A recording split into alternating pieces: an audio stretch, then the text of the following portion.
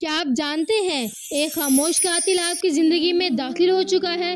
نہ وہ شور کرتا ہے، نہ ہی وہ آپ کو فوراً طور پر نقصان پہنچاتا ہے، لیکن وہ خاموشی سے آپ کی زندگی کے جڑیں کاٹ رہا ہے۔ وہ قاتل نہ تو کوئی بیماری ہے، بلکہ وہ قاتل ہے زیادہ بیٹھنے کی بیماری۔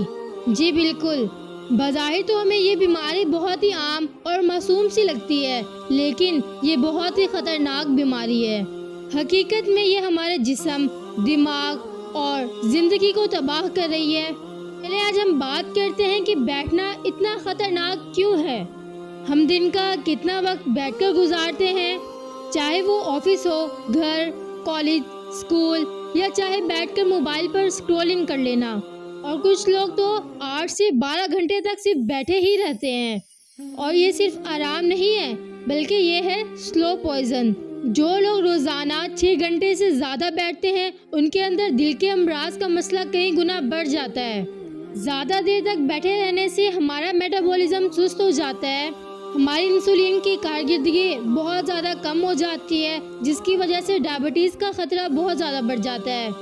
مسلسل بیٹھے رہنے سے کمر کا درد اور گردن کا درد اس میں اضافہ ہونے لگتا ہے۔ اور سب سے خطرناک بات یہ ہے کہ یہ عادت آپ کی زندگی کے 10 سے 5 سال آسانی سے کم کر سکتی ہے۔ چلیں بات کرتے ہیں کہ بیٹھے رہنے سے ہمارا جسم کیسے رد عمل کرتا ہے۔ زیادہ دیر بیٹھے رہنے سے ہمارے جسم کے اندر کئی تبدیلیاں آتی ہیں۔ چلیں ذرا غور کرتے ہیں۔ ہمارے بلڈ پریشر کا بہاؤ بہت زیادہ کم ہو جاتا ہے، ہمارے دماغ کو آکسیجن بہت ہی کم ملتی ہے، جس کی وجہ سے ہمیں اکثر سستی، چکر آنے لگ جاتے ہیں۔ ہماری ٹانگوں کے پٹھے بہت کمزور ہو جاتے ہیں، جب ہم کہیں چلنا بھی چاہیں تو چل نہیں سکتے۔ اور ہمارے جسم کے اندر چربی کی مقدار زیادہ ہونے لگ جاتی ہے، خاص کر پیٹ کے قریب، جو ہمیں چلنے، اٹھنے، بیٹھنے میں مدد نہیں دیتی، اور ہم پر موٹاپا طاری ہو جاتا ہے۔ اور اگر ہم ورزش بھی کرتے ہیں تو ہم دن کا زیادہ تر ٹائم بیٹھ کر گزارتے ہیں، تو جو ہم نے ورزش کی ہے اس کا فائدہ بھی بہت زیادہ ہو جاتا ہے۔ چلیں ہم بات کرتے ہیں کہ بیٹھے رہنے سے ہمارے ذہن پر کیا اثرات ڈلتے ہیں۔ کبھی آپ نے غور کیا ہے کہ زیادہ دیر بیٹھے رہنے سے ہمیں چکر آنے لگ جاتے ہیں اور عجیب سی بے چینی محسوس ہوتی ہے، تھکاوٹ سی محسوس ہو جانا، مایوسی، بے چینی اور تھکن کا بڑھ جانا؟ کیونکہ مسلسل بیٹھے رہنا ہمارے دماغ کے ہارمونز کو متاثر کرتا ہے۔ یہ عادت ہمارے فوکس کو کم کرتی ہے، ہماری نیند کو متاثر کرتی ہے اور ڈپریشن کا باعث بن سکتی ہے۔ اب آپ یہ سوچ رہے ہیں کہ یہ بیٹھنے کی عادت ہمارے ڈپریشن کا باعث کیوں بنے گی؟ آپ خود سوچیں کہ اگر آپ زیادہ دیر بیٹھے رہیں گے، آپ پر موٹاپا طاری ہو جائے گا، آپ کوئی کام نہیں کر سکیں گے، اٹھ پھر نہیں سکیں گے، دنیا نہیں گھوم سکیں گے، اور اگر آپ اٹھ کر واک بھی کرنا چاہیں تو بھی نہیں ہوگی، کیونکہ آپ کے پٹھے اتنے کمزور ہو چکے ہوں گے۔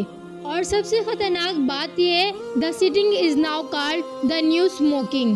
جیسے تمباکو کا اثر بہت آہستہ ہوتا ہے مگر بہت ہی زہریلا ہوتا ہے، ویسے ہی بیٹھے رہنے کا اثر بہت ہی کم ہوتا ہے مگر اس کا اثر بہت ہی برا ہوتا ہے۔